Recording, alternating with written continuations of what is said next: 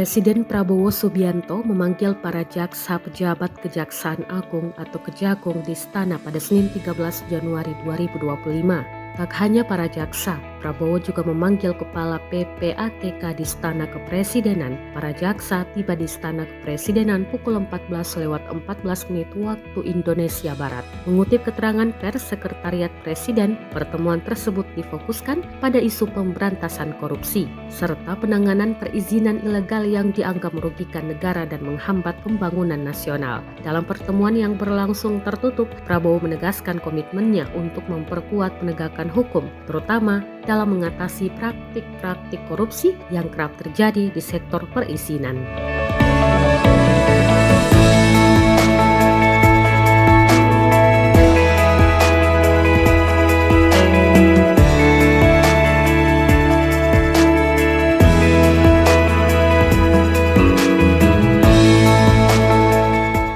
Download Tribun X sekarang, menghadirkan lokal menjadi Indonesia.